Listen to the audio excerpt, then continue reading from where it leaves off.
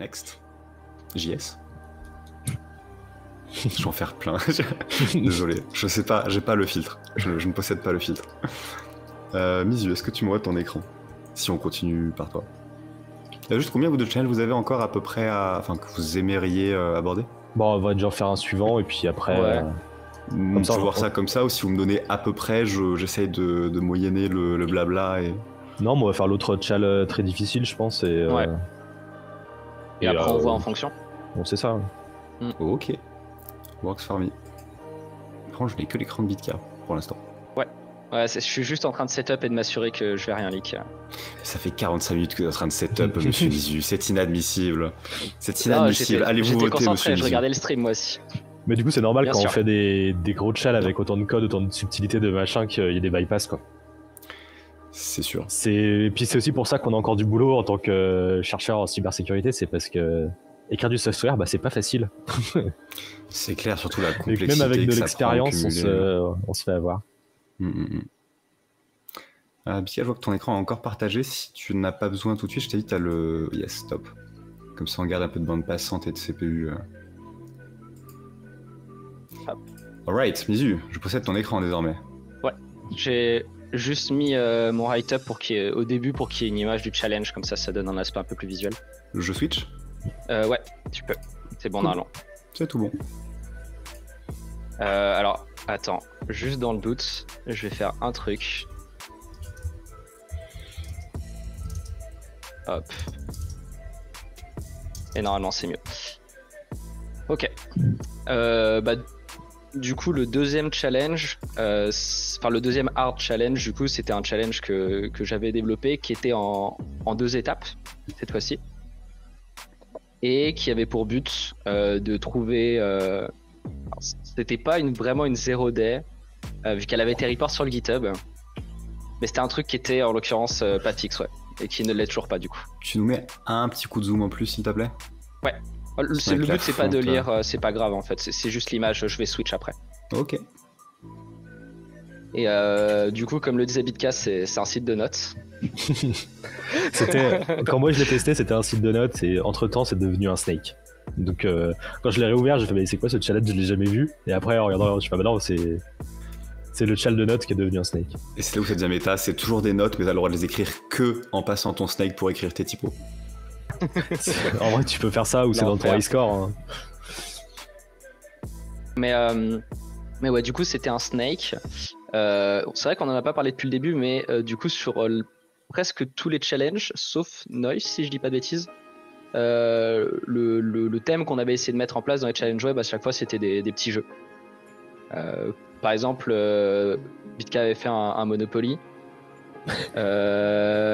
J'ai même plus tout en tête. Mais ouais, à chaque fois, c'était des petits jeux. Il y avait un site web de lootbox, il y avait un Monopoly, il y avait un quiz de rock et il y avait. Pour moi, c'était un truc de Corse, mais c'était pas vraiment un jeu, ouais. Ouais, ça s'appelait Playground, mais en plus, c'est devenu par hasard le thème. Jusqu'à force de faire des challenges, on se retrouvait à faire des trucs comme ça et c'était pas réfléchi. Ouais, c'est souvent comme ça que ça commence, hein. T'en as 3-4 qui sont dans une veine, tu te dis, oh, en vrai, ça pourrait être stylé. Hop, les choix du thème. Mais ouais, et du coup, celui-ci, c'était un snake. Il n'y avait pas vraiment grand-chose sur la partie front-end, vu que c'était un challenge mi-client, mi-server-side. Donc on va comprendre après pourquoi. Mais du coup, en termes de fonctionnalité, le site, c'était tu joues à Snake, tu peux modifier via des petits boutons les couleurs du fond du site. Parce que j'aime bien faire ça à chaque fois. C'est un peu ma petite signature. Et en bas, tu avais un leaderboard où tu validais ton score avec ton pseudo. Rappelle-moi de ton extension quand même, du coup, ta vraie extension, browser, c'est du coup une faille ou une feature, les couleurs? J'ai peur, désormais. Non, c'est c'est une feature, c'est une feature. Ok. Et du coup, le leaderboard qui était render comme étant du texte. Donc jusque là, tout va bien. Pour la partie serveur, alors je vais peut-être zoomer. Hop. Voilà, je vais peut-être zoomer un peu trop là. Ouais, sinon ça va être compliqué de traiter plus de 3 mots en parallèle. Ouais, c'est ça. T'as CTRL B si tu veux cache ce qui est à gauche. Hop. En effet, c'est mieux comme ça. Et du coup, la partie serveur était assez simple aussi. On avait une route principale qui te renvoyait le jeu, une route d'API qui avait plusieurs actions qui te permettaient de à la fois gérer la couleur, d'ajouter un nouveau score et de visualiser. La fameuse ligne 31. La fameuse ligne 31, exactement. Et de visualiser finalement le leaderboard, de le clear. Et après, c'était à peu près tout en fait. Il y avait la route de visite, mais tout le challenge d'un point de vue Flask slash Werkzeug. Werkzeug, du coup, pour rappel, qui est le WSGI utilisé en mode développement sur Flask. Un WSGI, en gros, pour faire simple, c'est un parseur HTTP. C'est la librairie qui va avoir pour vocation de récupérer le stream TCP et de créer derrière les objets qui vont bien pour les fournir au framework web qui va pouvoir les traiter. Un petit mot sur la remontée de failles, peut-être? C'est un sujet sensible, ça. Non, en vrai, je peux en parler. Tu peux t'abstenir, en vrai, vu que c'est en public, y a pas de souci si...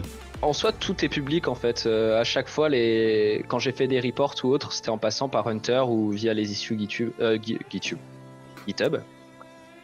Du coup, la plupart du temps, tout était visible, mais en fait, c'est que du coup, Pallets, qui gère Flask, Werkzeug et beaucoup de librairies rattachées à de la gestion de serveurs web, considère Werkzeug comme étant vraiment une librairie ayant pour vocation d'être utilisée que en développement.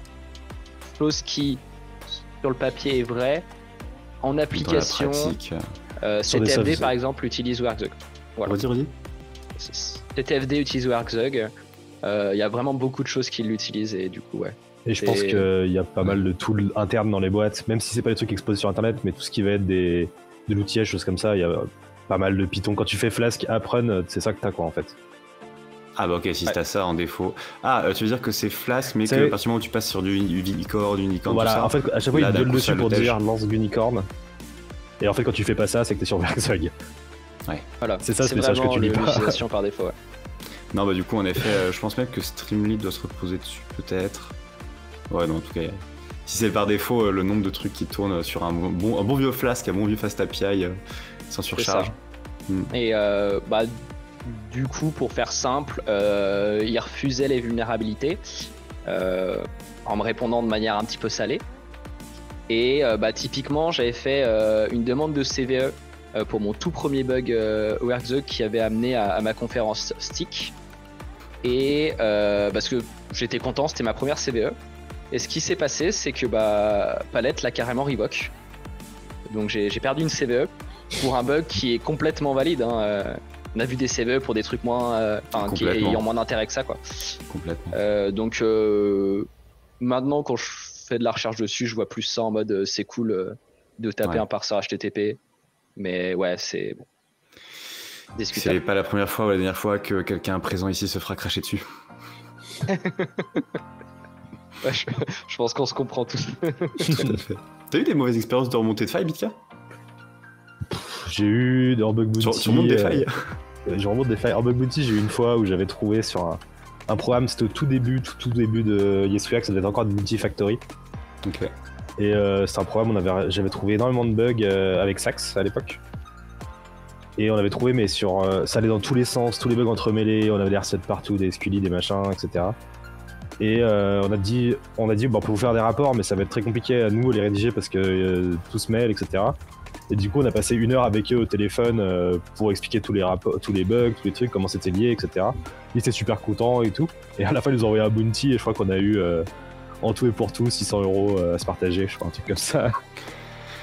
Chouette alors. Et voilà, t'es pas très content de l'opération. Depuis, ils sont plus chez YesWeHack, ils se sont fait remercier. Ah vu ce type de ouais, c'était et puis j'ai eu d'autres histoires. En final, ils ont payé un bug, quoi, plutôt que alors qu'il y a pas.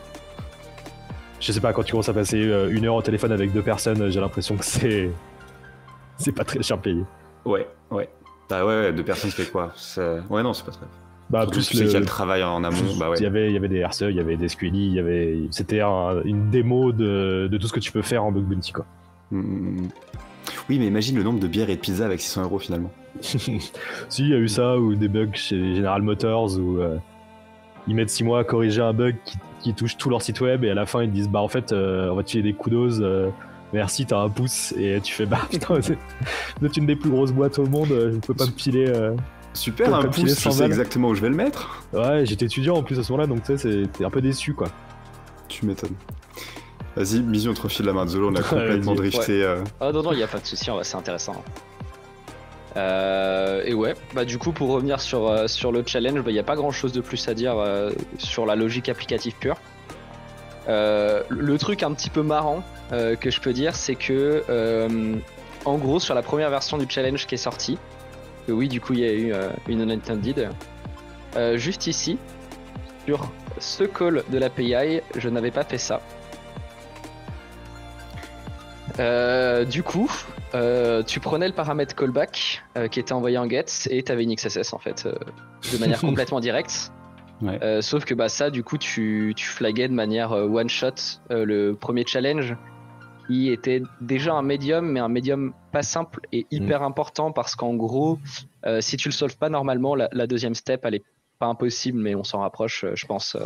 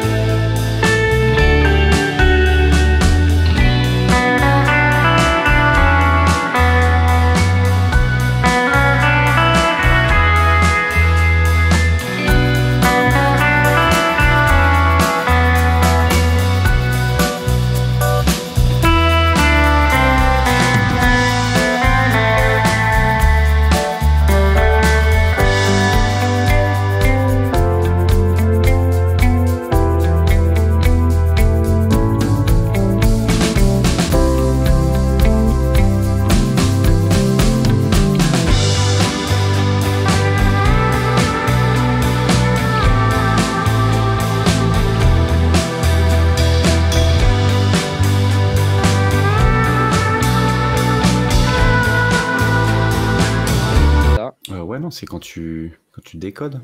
C'est quand je décode. Ouais, ah, c'est là, quand il est déjà encodé. Des bytes. Ouais, c'est ça. Et décode. Décode. Ouais, c'est quand je décode. J'avais plus le flou en tête. Mais du coup, il se passe exactement ça.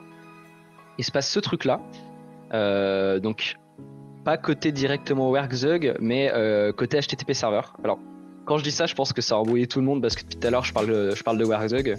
Mais l'idée, c'est qu'en fait, depuis la version 2.1.0, si je me trompe pas, de WorkZug, ce qui s'est passé, c'est qu'ils ont complètement refont l'intégralité du code et ils se sont basés sur HTTP server de CPython, donc la librairie qui est offerte par Python. Et ils ont juste, pas overwrite, mais build un serveur web dessus, en s'assurant que tout était clean. Et ce bug-là, du coup, est dans le serveur HTTP de Python. Donc n'importe qui réimplémente un serveur web par-dessus aura la même problématique.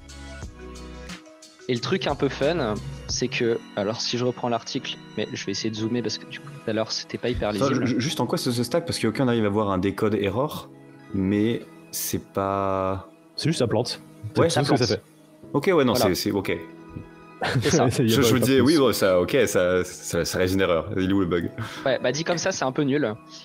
Mais il y a un truc qui est hyper intéressant, c'est que, alors je vais descendre un petit peu, donc ça c'est exactement ce que je viens d'expliquer, c'est qu'en gros la manière dont ça se déroule, c'est qu'on va avoir notre entrée utilisateur qui va être ajoutée comme header. Donc ça, c'est vraiment sur la partie Werkzeug.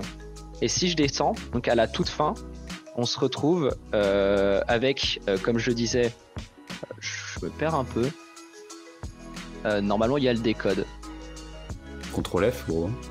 Ouais, mais je l'ai peut-être pas mis. En vrai, ça n'a pas vraiment d'importance. En fait, c'est surtout que l'erreur, quand elle est trigger juste ici, sur le add, donc côté HTTP serveur, le truc, il est try except par Werkzeug et il fait juste un console log. Du coup, qu'est-ce qui se passe? C'est que l'erreur monte dans les logs, mais la connexion, elle n'est pas close. Elle n'est pas close parce qu'à aucun moment, il arise l'erreur. Elle reste, le flow continue de s'exécuter. Et ce qui est hyper intéressant dans ce cas très précis, c'est que l'erreur, elle a lieu au moment de la création de la réponse. Sauf qu'elle a lieu au moment de la création de la réponse, au niveau de la création surtout des headers. Ce qui fait que vu que ça plante, HTTP serveur, lui, part du principe que tout le traitement a été fait, et il se remet dans son fonctionnement par défaut, qui est celui que j'avais exploité lors de ma première conférence au stick, enfin de ma seule conférence, qui est, même si le body, tant que le body n'a pas été lu, étant donné que pour lui c'est vraiment juste un stream, s'il n'a pas été lu et que pour lui la réponse a été générée, dans ces cas-là il va utiliser le body comme nouvelle requête. Et le fait d'avoir le bug à cet endroit précisément, du coup HTTP serveur retourne sur son comportement par défaut qui est tout ce qui est dans le body, c'est la suite et je ferme pas la connexion. C'est à quoi ça me fait penser? Vas-y, dis-moi. PHP. T'as des headers qui t'empêchent de XSS, tu te débrouilles pour avoir un nombre de paramètres ultra grand get ou des trucs même mal parsés ou autres qui vont faire crash. Tu sais, tu envoies un array à la place d'un param simple. Il te dit unexpected array, il te l'envoie dans stdout. Du coup, s'il te l'envoie avant le parsing des headers, et il y a pas mal de moyens d'obtenir ça, traité en veille techno il y a 2 semaines, allez voir. Et voilà, ça c'est invalide. On l'a vu en live. Ah wow. Talk. Ah oui, super, excusez-moi de pas faire partie du gratin. Il était où? C'était un Insomniac. Nice. Ah oui, oui, c'est quand on courait ce mec, yes. Non, trick très sympa. Pas ultra récent, parce que vraiment ça existe depuis ultra longtemps, mais arriver à retrouver des manières de le trigger dans des trucs un peu plus récents qui ont été hardon, c'est grave cool. Ouais. Du coup, je vois dans le chat Voice qui demande, du coup, tu peux mettre un content type HTML. C'est l'idée, mais c'est pas aussi simple que ça, parce que du coup, il y a plusieurs problématiques qui sont amenées suite à ce bug-là. La première, c'est que même si du coup, ça va relire le body pour avoir une nouvelle requête, la première problématique qu'on va avoir, c'est que la réponse de la requête qui correspond à celle qui est dans le body, elle va contenir à la fois les headers de réponse de la deuxième réponse qui a été générée, mais aussi les headers de réponse de la première réponse qui a été générée avant le crash. Et le problème, c'est que ça contient 2 headers de content length et c'est complètement invalide pour ton navigateur. Donc tu pourras faire ce que tu veux, t'es bloqué. Donc pour illustrer tous les propos, il y a tout qui est expliqué dans l'article à ce niveau-là, de manière plus détaillée, s'il y en a que ça intéresse. Mais j'ai vraiment l'impression de faire un stream avec des Pokémon ce soir quand même. Il y a du 4 tout à l'heure. Alors il y a fonction qui est fonction de fonction qui retourne fonction. Et à toi, oui, alors réponse de réponse égale réponse dans réponse et bam, une réponse. Et pour l'anecdote, quand j'ai trouvé ça, j'étais hyper content, surtout pour une et unique raison.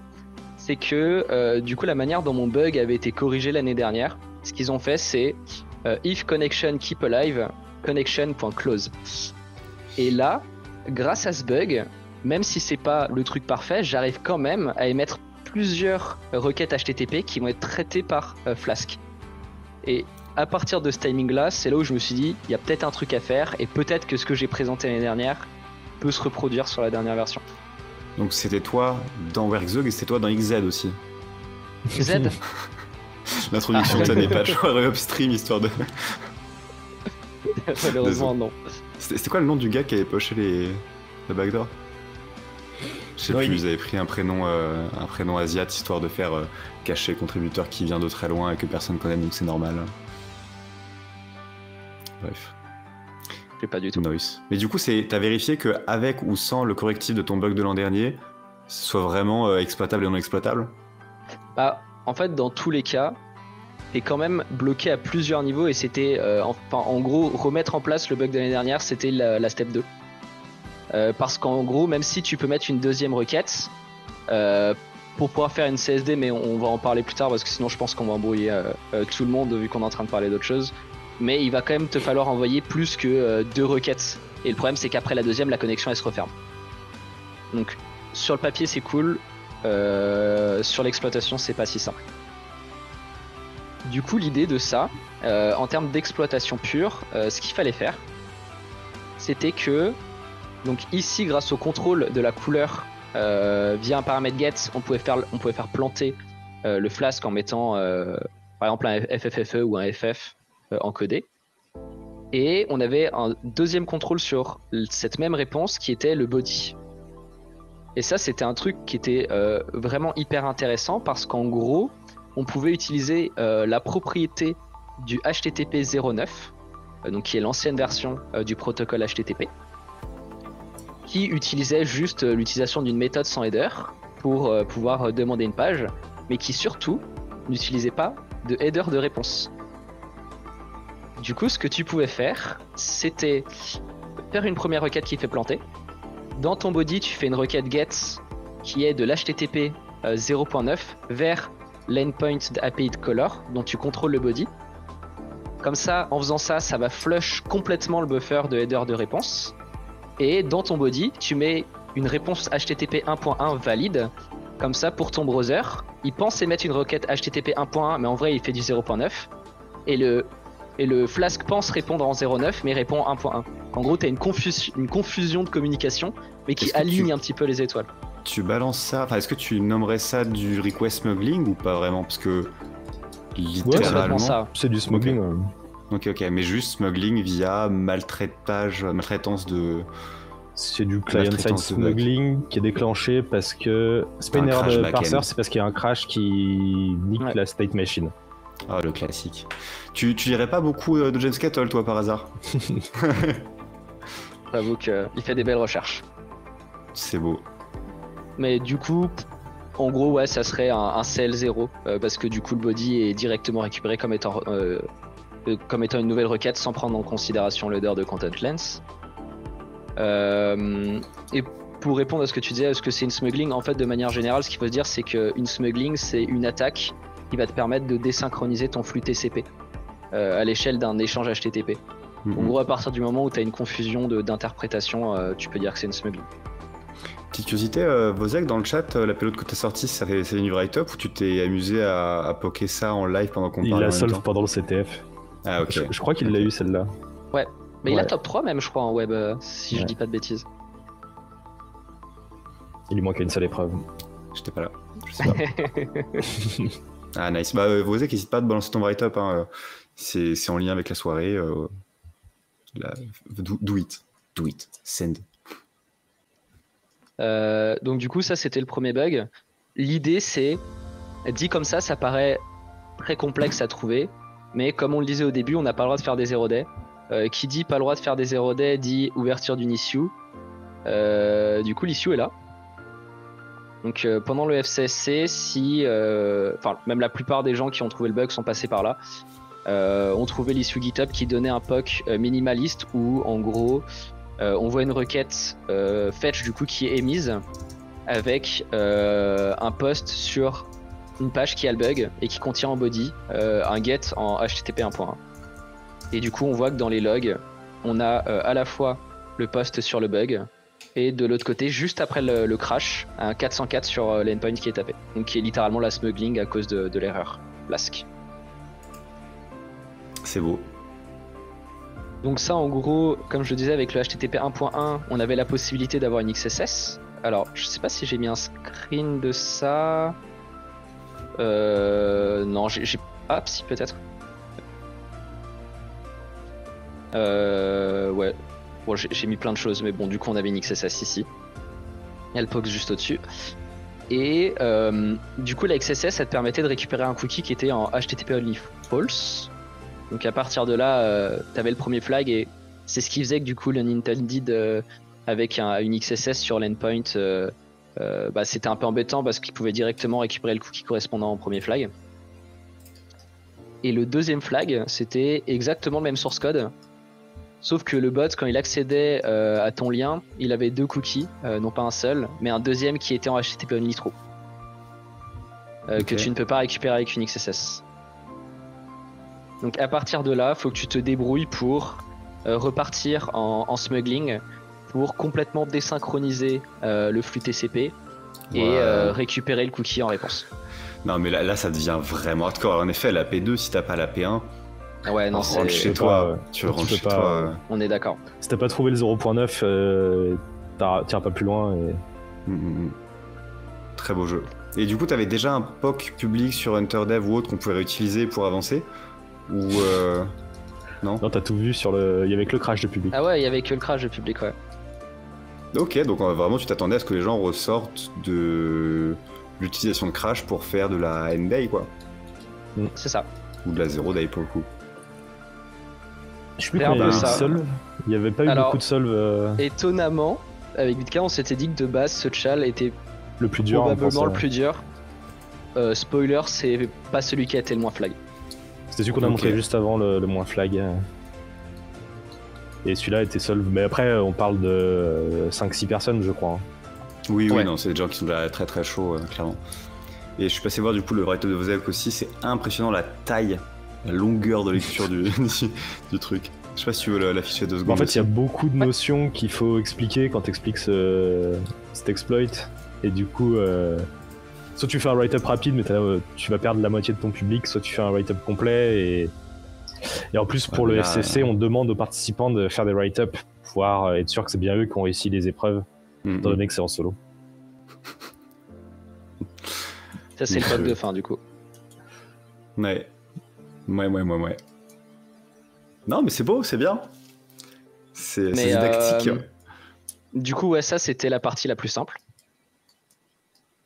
Parce que comme je le disais, alors certes c'est cool HTTP 0.9, le crash égale XSS, mais du coup pour pouvoir faire une client-side 10.5, ce qu'il faut c'est, alors il y a plusieurs prérequis. Je vais peut-être avoir, je crois que j'ai un screen qui sera plus parlant. Hop, du coup qui était du stick.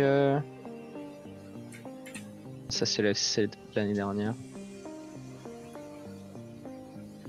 Mince. Merde.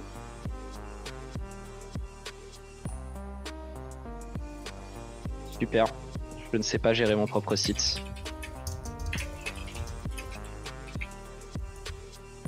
Alors désolé. J'essaye de retrouver mon article du stick en fait.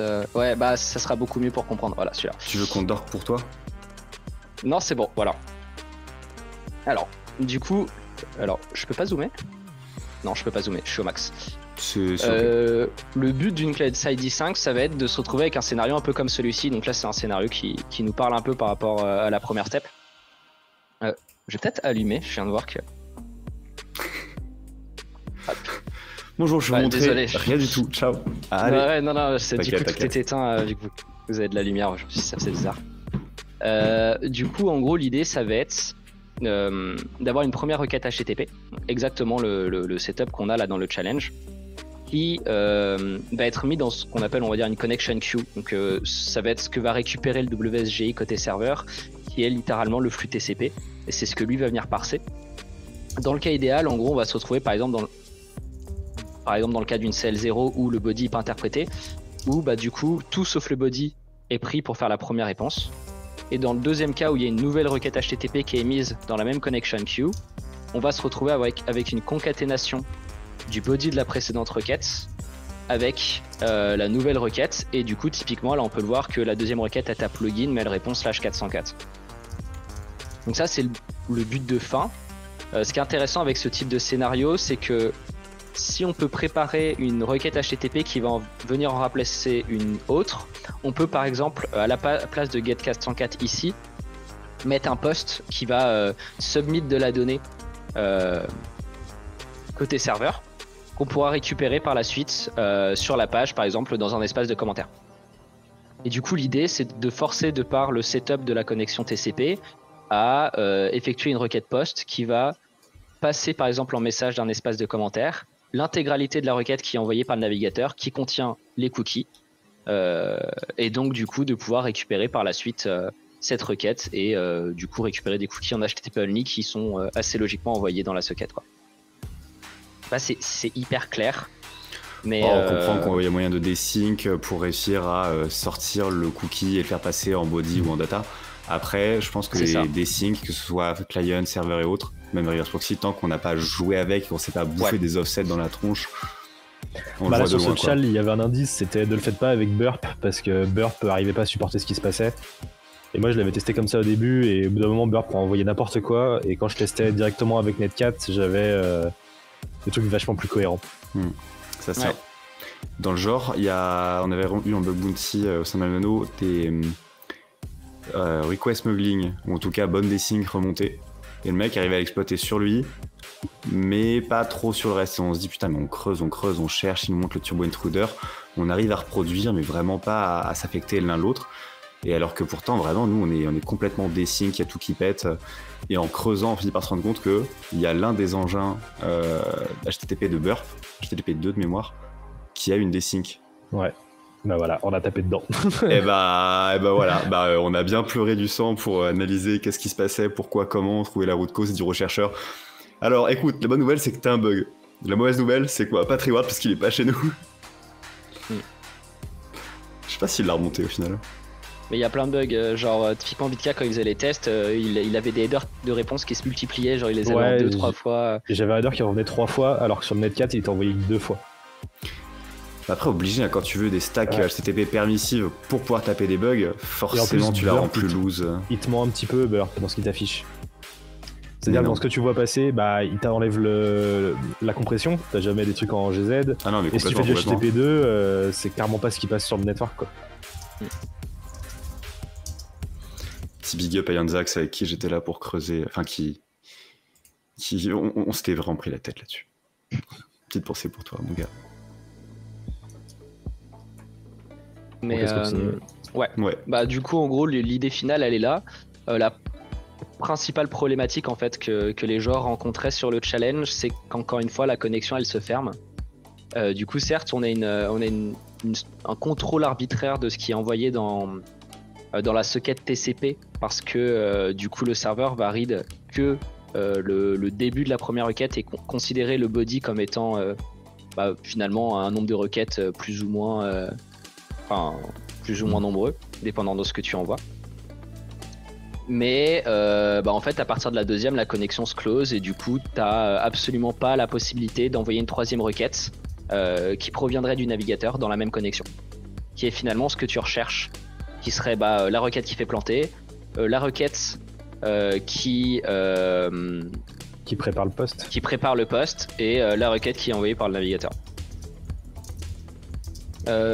Du coup pour faire ça il y a plusieurs choses qu'il fallait dig, en fait surtout une, c'était de trouver le header expect sans continue. Alors c'est un header qui est pas hyper connu. Ouais, j'allais dire le expect sans continue. En gros le but mais sans mec, sans le nombre.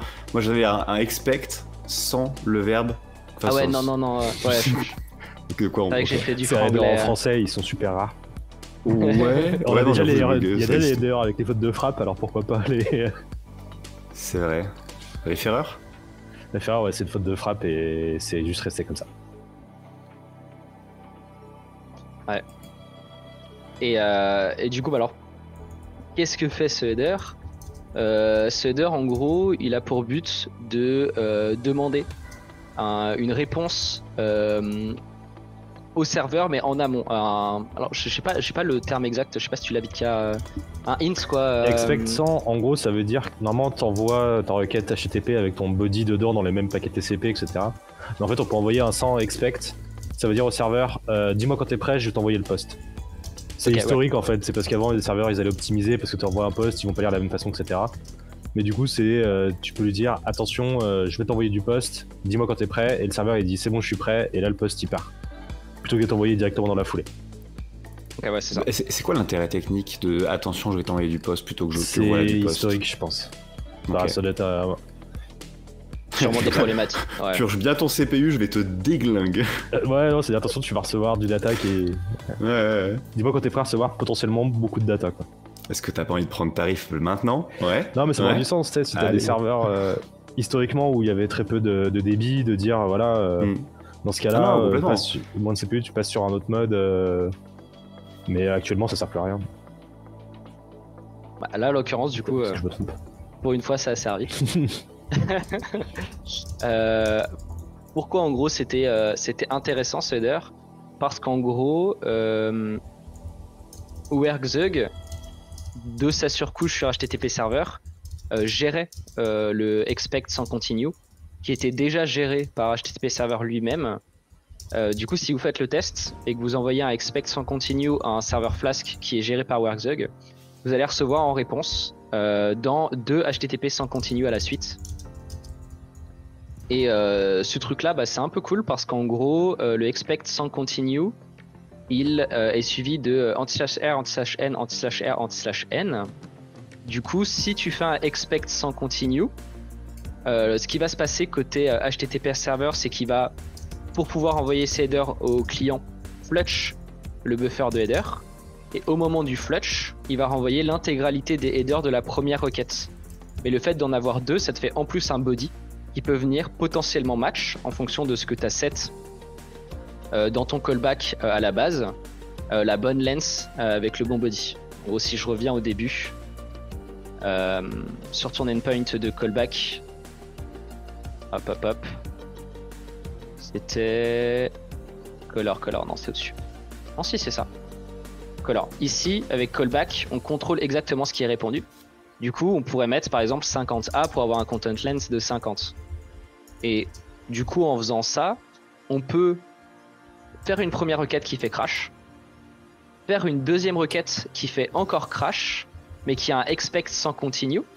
Le fait d'avoir un expect sans continue, ça va flush le header, enfin le buffer de réponse de header.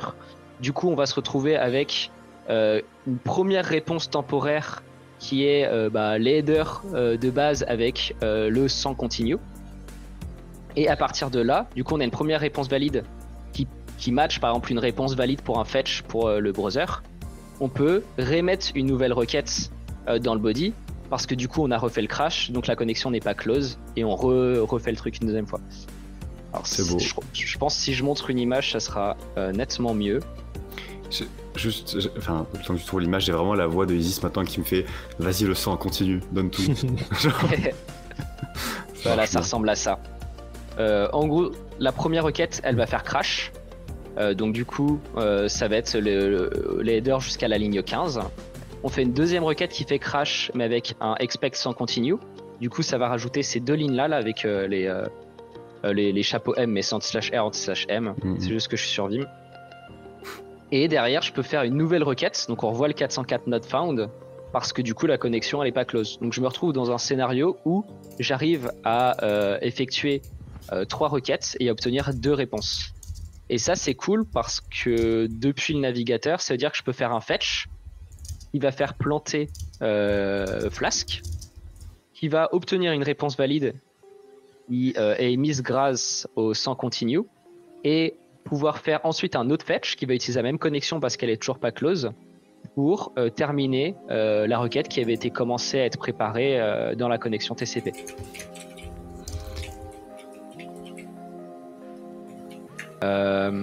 Du coup, ça permet de faire toute l'exploitation.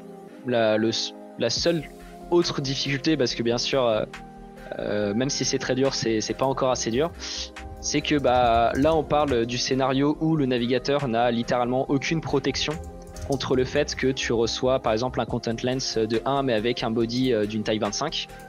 Du coup, ce que les joueurs devaient comprendre, et c'est pas vraiment guess mais deviner par rapport à la réaction du navigateur sur comment les connexions TCP étaient gérées, c'est que du coup sur la première requête qui fait crash, il devait mettre un total de 25A je crois, qui correspond à HTTP 1.1 sans continue /r /n /n pour pas que quand le navigateur reçoit la réponse, la connexion se passe fermée. En gros, il faut que tout soit parfaitement valide, sinon tu te fais c'est kick. ça. Ouais, t'as vraiment win or fail quoi. T'as pas de à peu près. T'as pas de Ouais. mieux jusqu'à ce que ton exploit soit full fonctionnel. Par contre, quand t'as tout qui est bien mis comme il faut, ça marche à tous les coups. Et ça, c'est cool. Ça. T'avais donné un setup pour pouvoir le faire tourner en local le temps de faire les tests? Il y avait les sources. Ouais. Tout était Sur tous donné. les chals, c'était une des deux. J'ai donné 2 règles à Kevin, c'était c'est open source et il n'y a pas de chal de notes. Ouais, bon, en vrai, les notes, ouais, ça, j'ai fauté, mais les sources, clairement. Non, mais t'as pas fauté, un c'est chat juste comme que. ça, c'est. Bon, en vrai, propose une troisième règle, pas de Nintendo, hein, dans le doute. Ouais, mais ça, je crois que ça va être compliqué à imposer. Ouais, Ouais, on clairement. aime trop. Ah, en plus, c'est un régal. Et du coup, il y a une petite réponse dans le chat de J'ai Trégaï vu, ou Trégui, je ne sais pas. Un use case du continu est de pouvoir retourner une erreur sans avoir besoin d'envoyer le body EG si la taille du fichier dépasserait les quotas du user ou du serveur. Ah, sûrement. tu peux, ouais, du coup, tu peux refier ta requête post avant d'avoir besoin de traiter le body, et ça, c'est pas mal. C'est pas mal, mais bon. Je sais pas si ton C'est navigateur, tu bien peux lui comme- faire envoyer facilement. Je crois que tu peux. Aucune idée. Je sais même pas si tu peux, parce que peut-être qu'il est dans la banlist des headers de fetch. Je crois, ouais. Je crois qu'il est dedans, ouais. Quand j'avais lu la spec, je crois que c'était écrit. Ouais. Bah, c'est pour faire d'HTTP, mais pas avec des. C'est plus pas avec des serveurs entre eux, je pense.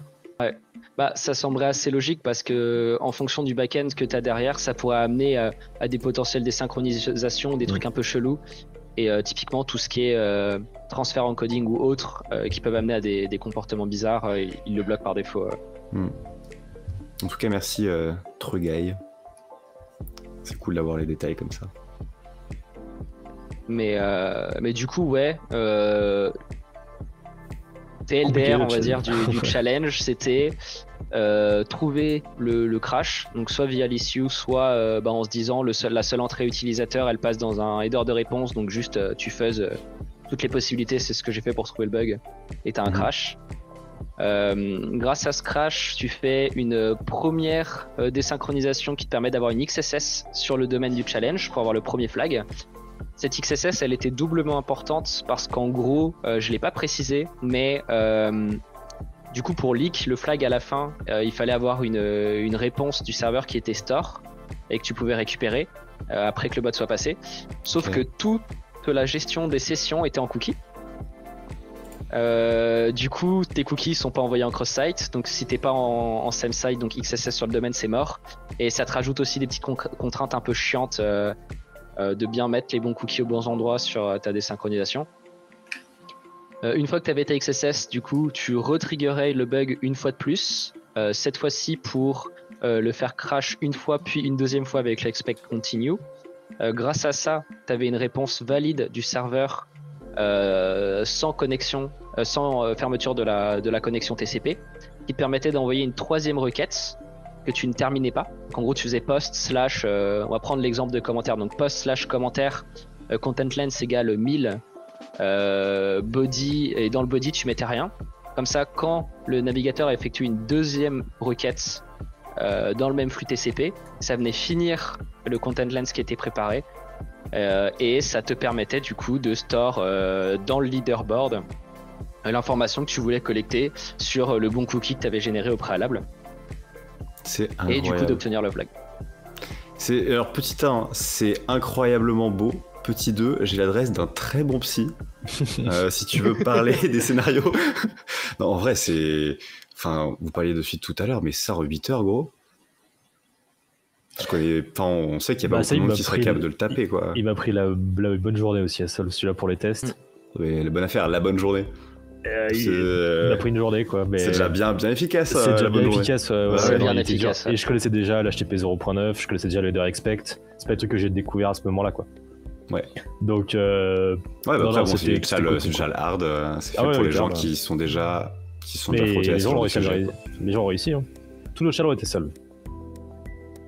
Donc, c'était faisable. Mais je crois que, alors, à titre informatif pour dire à quel point c'était faisable, même s'il y a eu peu de flags, il y a un gars qui s'appelle IceFont qui est arrivé, qui a seul l'intégralité des chals web en 48 heures. Ouais.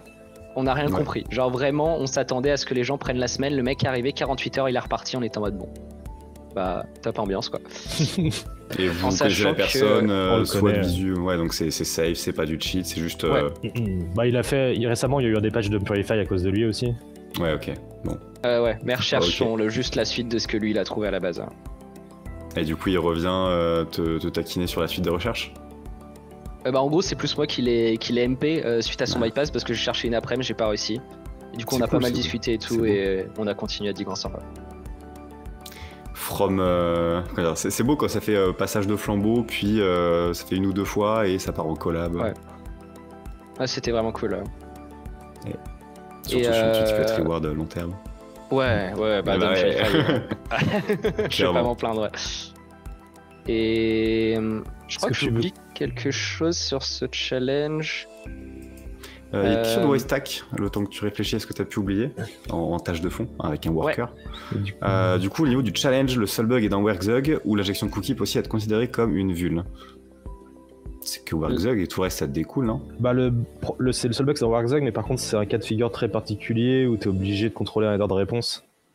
Le contenu d'un header de réponse, et du coup, c'est pas un Wargzog nature, quoi. C'est un bug situationnel. Tout en sachant que 80% des soucis que j'ai évoqués pour ce challenge, c'est dans HTTP serveur de Python. Donc en gros, si tu redéveloppes un serveur from scratch en te basant sur HTTP Python, enfin HTTP serveur de Python, bah t'as de grandes chances que ça se passe très très mal. Ouais. Mais du coup, c'est la. Enfin, dire, toi, tu l'as reporté à Werkzug, alors que tu aurais pu la reporter au projet Python, en fait. Enfin, genre, littéralement, c'est Python. HTTP serveur de Python, c'est pas du tout fait. Enfin, là, pour le coup, c'est vraiment fait que pour faire du testing. Ok. Et typiquement, enfin, les problématiques que t'as de gestion de stream et tout, ça serait un enfer en fait. Il faudrait presque qu'ils rework une grosse partie de leur code. On est bien d'accord, Donc, mon gars, gérer le stream. Ouais, en vrai, j'avoue que j'ai eu un peu la flemme vis-à-vis de ça, mais j'aurais pu. Ouais. C'était une blague sur la régie de stream. Mais, Attends, excuse-moi, je l'ai pas eu. T'inquiète. Bon, en même temps, t'es tellement de te préparer à expliquer un truc complexe, je m'étonne pas. Mais du coup, Non, le dernier truc, ouais, je l'ai retrouvé entre temps. C'est qu'en gros, truc chiant, quand la dernière requête post qui était, la dernière requête qui était envoyée par le navigateur qui contient le cookie, quand tu la passais dans le body, vu que c'était, tu pouvais pas faire du JSON, assez logiquement, ça pourra pas match une requête HTTP. T'étais obligé de passer en URL, en URL of code. Et le problème de ça, c'est que cookie, c'est genre name égal. Pareil, t'avais un paramètre get, etc. Enfin, t'avais plein de trucs qui faisaient que, en gros, ton cookie sortait du paramètre qui était reflété. En gros, tu le leakais pas parce que t'avais un et quelque part et puis t'avais un égal et le paramètre qui était pris il s'arrêtait avant le cookie, quoi. Donc t'avais un leak. Ça t'empêchait de faire du dangling quasiment. Enfin, c'est pas vraiment du dangling, mais. Ça t'empêchait d'avoir le flag. Du coup, ce qu'il fallait faire, c'est soit faire un history.back qui virait les paramètres get qui étaient obligatoires dans l'exploitation. Enfin, un history.back, un history.push pour update l'URL pour pas que t'aies de paramètres get. Soit, moi, ce que j'avais fait, c'est de faire un post avec le fetch, mais en multipart form data. En gros, ce qui est cool avec ce format de submit de data, donc tu vas pouvoir spécifier un boundary et du coup, tu n'as aucun caractère qui va venir péter la data que tu passes dedans. Tant qu'il n'a pas son marqueur, il ignore tout. C'est ça. Du coup, dans ma socket TCP, je préparais un post, mais en multipart. Derrière, je faisais un post avec mon navigateur pour leak le cookie qui contenait dans son body la fermeture du multipart. Et comme ça, en gros, ça faisait un sandwich qui conservait le cookie. Oui, elle est belle. Je pense qu'il faudrait peut-être un schéma parce que je l'ai faut pas se là. mettre en place. Mais, en gros, bouge pas, je te remets ton écran. Ouais, non, en vrai, ça va les embrouiller plus qu'autre chose là, le PUC, je pense. Juste imaginer qu'il y a un bon gros marqueur et que se débrouiller pour dire c'est un post qui part et que tant que t'as pas le remarqueur, tout le reste, c'est en capsule. Ouais, c'est ça. C'est en capsule la sortie. Et ce qui est cool dans le cas de request smuggling où tu veux leak une requête émise par le navigateur, c'est que t'es sûr de pas avoir de problème de caractère et ça marche parfaitement, quoi. Tu feras attention, leak domain, s'il y a des caractères dedans, ça fait une XSS, je pense. Vous en avez un autre à montrer soit un autre violent, soit un... Si on peut parler des petits dramas qu'on a eu. Ouais. Non, en gros, on a eu... alors, le FCC, c'est quand même une compétition où il y a de l'enjeu, même si... Du drama qui reste care. On ne donne pas de... Pas de Ça pile. sera, On lapide personne. On lapide personne. Il y aura Ok, pas de vas-y, fonce. publicité. Fonce, Mais fonce. en gros, le FCC c'est quand même une compète où il y a de l'enjeu, même s'il n'y a rien à gagner directement, il y a une place dans l'équipe de France du FCFC. Et il y a la gloire éternelle d'être au top du classement quand même. C'est pouvoir flex et mettre sur son profil Tinder. Et du coup, au milieu du FCFC, on a un joueur qui vient nous voir en disant les gars, je crois que j'ai merdé. Il y a un gars avec qui j'ai discuté qui avait l'air d'avoir solve un challenge et on a parlé de la solution ensemble, mais plus je discute avec lui, plus il est suspect et je suis quasiment sûr qu'en fait le mec il avait rien solve du tout. Donc on regarde un peu plus et on se rend compte qu'effectivement cette personne en question avait en fait juste du social engineering. Elle avait pris le pseudo d'un ami de la première personne et elle était venue lui parler de tout et de rien. Ouais, on se connaît, ouais, on s'est vu au hack, donc l'événement où il y a le plus de monde, enfin des trucs vraiment bateaux. Et puis il balançait des généralités. Alors c'était sur un autre de mes challenges qui était une JLJS où il donnait des trucs qui étaient vrais mais qui avaient aucun rapport. Il disait ah t'as vu, il a oublié de freeze l'objet date alors que ça sert à rien dans la solution, des choses comme ça, mais qui était vrai. Et du coup, c'est ça quand vous mettez pas d'osint ou de steg, hein, les gens ils ils font ce qu'ils peuvent, ils s'emmerdent. Et du coup, ce joueur s'est fait piéger et a donné sa solution en pensant que c'est quelqu'un qui avait réussi et que c'était juste pour pouvoir échanger un peu tout ça. Et ce joueur, du coup, a utilisé exactement la même solution. On l'a retrouvé dans les logs après. Et était du coup bien embêté parce qu'on se retrouve avec un joueur qui triche, etc. Donc on veut être vraiment sûr que ça soit ça, que ça soit pas, on soit pas en train de bannir quelqu'un d'autre qui a trouvé par hasard la même première solution et qu'on se trompe. Et au bout d'un moment, on se rend compte en fait que ce joueur-là, il parle pas qu'avec un seul autre joueur. Et il fait ce genre de choses avec 10 autres joueurs en fait. Attends. Le joueur parle avec 10 autres staff? Non, pas avec du staff, il parle avec des participants qui ont déjà réussi les épreuves.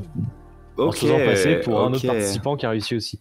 Et en fait, en parlant comme ça avec tout le monde, il arrive à gratter des informations un peu de partout. Donc on sait pas s'il a volé des solutions entières ou s'il a volé assez d'infos pour pouvoir arriver à la solution par lui-même. Et ce qu'on sait, c'est qu'il a récupéré des parties de solutions à coup de SE, quoi. Donc quand on se rend compte, et puis des challenges hard en plus. Ouais, et puis il était fort parce qu'en gros, il utilisait ce qu'une personne lui disait sur sa solution pour négocier pour aller demander à une autre personne en disant qu'il sait ça sur la solution pour le crédibiliser et avoir la seule. Donc ils faisaient un peu le proxy entre les joueurs. Fort, ouais. Ouais, enfin très fort. On l'a chopé dans la... Ouais, on l'a chopé, mais je veux dire... On l'appelle service mesh dans le milieu. Mais du coup, on a repéré ce joueur et on l'a directement banni. À la fois du Discord et du CTFD. Ouais. Bon, il s'avère que littéralement 5 minutes après, on a une nouvelle connexion sur le Discord et sur le CTFD avec un nouveau compte qui vient du même pays. Parce qu'en plus, c'était pas un joueur qui venait... Enfin, l'IP n'était pas française. Donc on sait pas pourquoi il voulait tricher autant. Et on se retrouve, en fait... Donc le même joueur qui recrée le même compte et le même Discord. Donc là, on l'a dit, on va pas le ban. Parce qu'on avait peur. On avait peur qu'un joueur comme ça, qui s'énerve, nique tout, envoie des solutions sur Internet, aille faire chier tout le monde... DOS les serveurs, enfin heureusement qu'il l'a pas c'est fait. que c'est quand même assez précaire, c'est que tu peux quand même tout casser quoi. Si tu as vraiment envie de tout casser. Et du coup on l'a pas banni, on a dit on va pas le bannir, on va le garder comme ça, on va garder un œil sur ce qu'il fait. Et en fait on a attendu du coup le dernier jour à 23h30, enfin 5 minutes avant la fin du CTF, et là on a déclenché le ban hammer et on lui a redit au revoir une deuxième fois. Petit article pour expliquer ça, genre je sais pas, c'est pas lié à Flat Earth, mais en vrai s'il y a une petite trend d'articles on en a expliqué sur le Discord, je sais pas si Lancy a envie d'en parler plus que ça.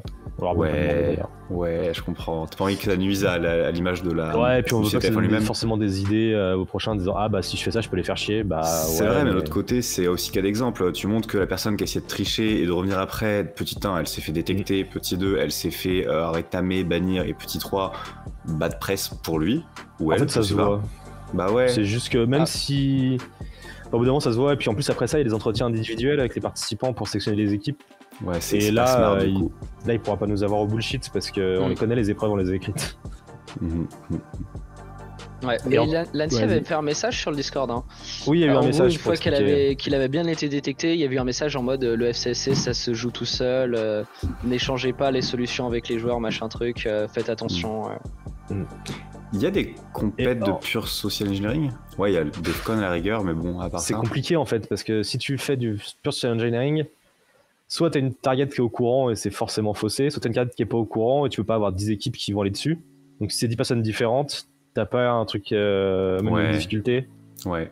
Je pense que c'est Ouais. compliqué de faire des compètes de SE. Bah, il y a que Defcon avec certains patrons de grandes boîtes qui disent on est ok, ou RSSI et DSI, tout ça, qui disent on est Ouais, ok mais- d'être attaqué. Et... Il se méfie du coup comme un peu, et du coup t'as quand même un truc où... Non, le boss dit ça, mais la personne qui fait le Ah SE oui, ok. dans le boost isolé va attaquer des employés, choper des informations, des trucs comme ça, qui ont aucune idée. Ok. C'est juste un accord plus haut niveau. Mais à moins d'avoir autant de Je trouve ça limite, fiabilité. mais- Hein Je trouve ça limite d'aller piéger quelqu'un qui est... Pas parce que le patron a dit oui que j'ai envie qu'on me piège au téléphone, tu vois. Ouais, mais à côté de ça, quand tu es embauché pour faire un red team sur une boîte ou un phishing, Ouais, bien sûr. c'est à l'accord de ceux qui ont acheté la mission, et les employés, ils sont là pour se faire... ne bougez pas, vous allez être sécurisés. Ouais, mais dans le cadre d'un jeu, je sais pas, je trouve ça un peu... Oui. C'est- Non, on est Tant qu'ils d'accord, il y les a appellent pas vraiment le une grey dimanche zone soir, entre le juste milieu, quoi. Ouais. Mm. Et ouais, du coup, on a eu, en parlant, on l'a pas banni pour ce genre de choses, mais en fait, le dimanche matin, qu'est-ce qu'on trouve sur GitHub? On trouve un GIST avec, dans le GIST, les write-up de toutes les épreuves web sauf une, et 4 flags de pawn. Et le problème, c'est que le CTF finit le dimanche soir. Donc là, on a grosse panique dans l'équipe d'Orga. C'est-à-dire, qu'est-ce qu'on fait? Est-ce qu'on a eu plusieurs idées? Est-ce qu'on ferme la catégorie web une demi-journée avant? Ce qui est dommage, parce qu'il y en a peut-être qui sont proches de solve quelque chose, ou quelque chose, on sait pas. Donc pour les pawns, c'était facile, on a juste changé les flags, vu qu'il n'y avait pas les write-up, il n'y avait que les flags. Donc ça donnait pas d'indice, ça donnait rien. Et d'ailleurs, petit tips, quand vous faites des flags pour un CTF, c'est mieux de faire des flags random que des flags avec une partie de la solution. Parce que si le flag leak et que dans le leak il y a bien joué, t'as utilisé une template injection pour voler le cookie, et bah t'as beau patcher le flag, t'as leaké la solution en fait. T'imagines, tu patches aussi le type d'attaque à faire où tu mets des flags justement, rien Ouais, à non, voir.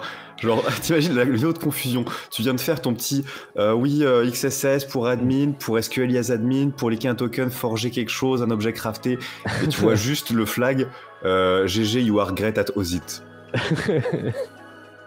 Ce serait super. Ça peut être drôle en effet. Ce serait super drôle. Donc, sinon, il y avait Google une année qui mettait des dad jokes dans les flags. Ça faisait des flags super longs avec des conneries dedans. Et du coup, on a eu ce problème-là et on s'est dit, qu'est-ce qu'on fait? On a tous nos flags qui ont leak. On va pas arrêter le CTF maintenant, ça serait dommage. On peut rien faire parce que même si on a fait une demande à GitHub pour dire de faire supprimer un GIST, ça prend pas juste une journée, quoi. C'est une grosse machine en face. Et du coup, ce qu'on a décidé de faire, ça a été de changer les flags de toutes les épreuves web, mais de pas changer quoi que ce soit d'autre, et de pas changer les flags dans le scoreboard. Ça veut dire que du coup, si un joueur trouve la solution et qu'il l'utilise, il va choper le flag, mais le flag va juste pas marcher sur le scoreboard. Et du coup, on avait des joueurs qui, dans la journée, venaient me voir en disant c'est bizarre, j'ai flag une épreuve, mais le flag marche pas.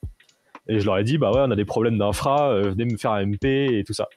Et moi, en MP, en fait, ce que je faisais, c'est que je leur demandais vite fait leur solution.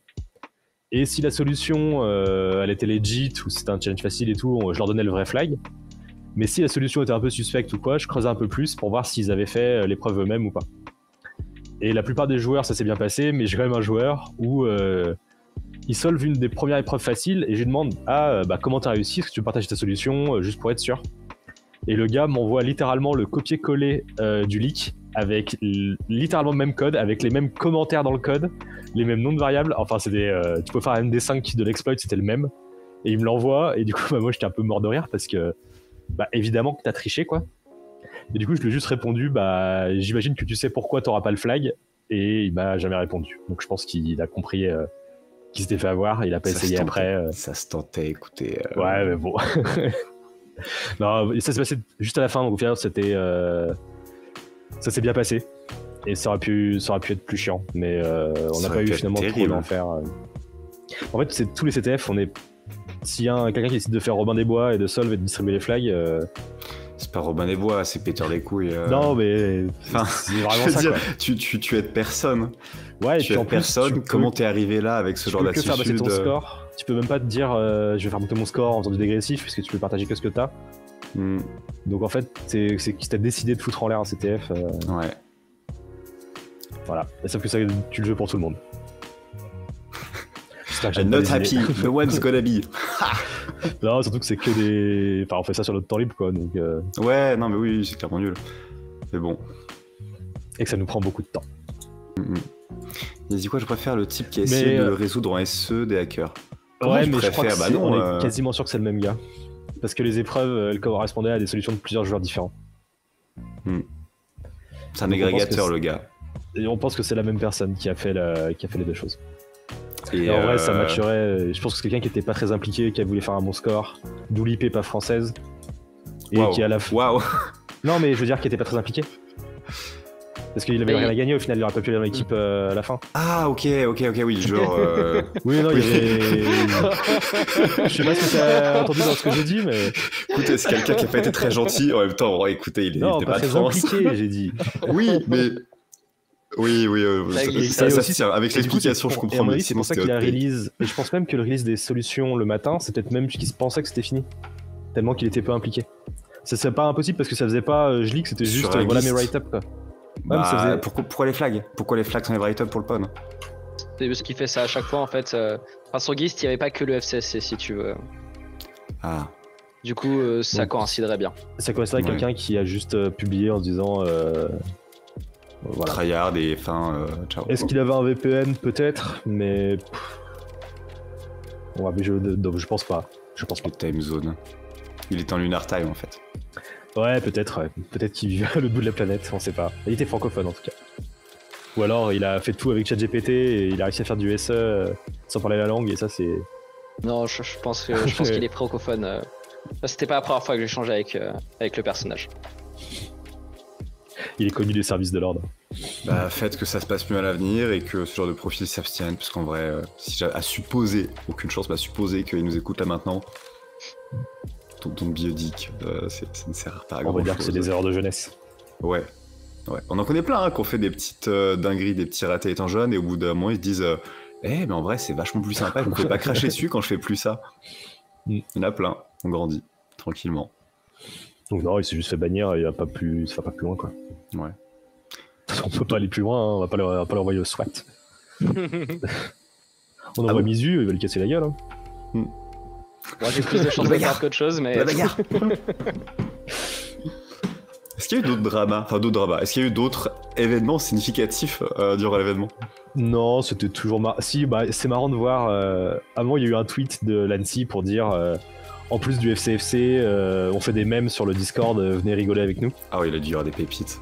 Et il y a des gens en dessous qui ont répondu bah bravo, avec notre argent, vous faites des concours de mèmes plutôt que de sécuriser les Français. C'est un scandale et tout. C'est assez drôle à voir que Ouais, c'est gratuit, c'est gentil. les gens de ça Twitter va. sont toujours aussi autant de bonne humeur. C'était pas des. Non, c'est gens de la commu pour troller gentiment, c'était Non, pas c'est vraiment... des gens qui n'avaient aucun rapport avec la cybersécurité, qui avaient, mais c'est sûrement même un bot qui est là pour créer du conflit, j'en sais rien, mais Ok. c'est quelqu'un qui avait envie de râler contre Lancy. Ce serait prodigieux que vraiment quelqu'un se soit dit c'est scandaleux, on utilise l'argent public pour faire des mèmes. Ah non, le truc était bon, plusieurs réponses, ça avait l'air d'être plutôt sérieux de quelqu'un qui est à faire ce genre de réponse à plein de gens quoi. C'est juste quelqu'un qui est énervé. Il y aurait moyen de le retrouver? Bon, tu cherches ce concours de mèmes de Lancy, tu vois, dans les réponses, tu vas le trouver. Mais- Entre ok. 3 pouces in bio, tu vas trouver ça. I'm looking for it. Faut que tu le trouves, tu cherches ouais, concours de mèmes, FCFC et... Attends, Et chap, je fais ça. Qu'est-ce que je peux faire? Mais il était très drôle, mais en vrai c'était cool d'avoir une bonne ambiance sur le Discord de l'ANSI, on voit tous les gens qui galèrent et Ouais. ceux qui... Et puis c'est cool aussi de voir ceux qui après des... En fait on reçoit des insultes pendant des heures, et après la personne arrive à aller au bout et fait ah là en fait c'était trop cool le challenge. Donc c'est bonne ambiance. Faut avoir un bon ratio d'insultes, Ouais. compliments à la fin. Si t'as que des compliments c'est pas bon signe, si t'as que des insultes c'est pas bon signe. Clairement.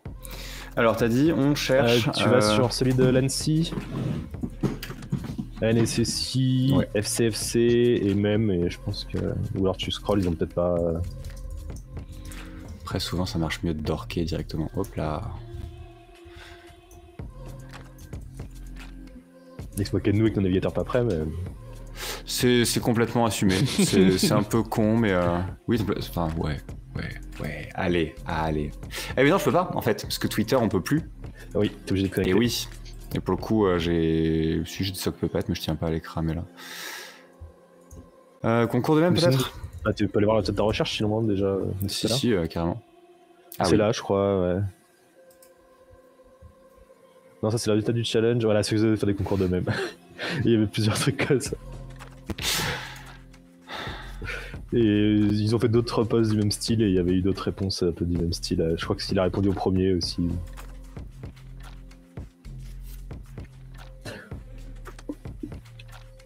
Mais voilà, c'est rigolo. Ah, c'est cool en même temps, un petit concours de même. Non, puis ça permet de garder l'esprit dans le challenge, de voir les gens qui galèrent tous ensemble en fait. Par contre, c'est des mèmes de. Faut un public averti quoi. Faut être. Si tu joues pas au CTF, je pense que. C'est un peu Oui, compliqué non, de comprendre clairement. ce qui se C'est par la sécu pour la sécu, et si t'es en dehors. passe. Même plus que ça, c'est pour ceux qui jouent, parce que des fois il y a même des références au challenge en particulier. C'est toujours marrant de voir ce genre de post sur les trucs officiels.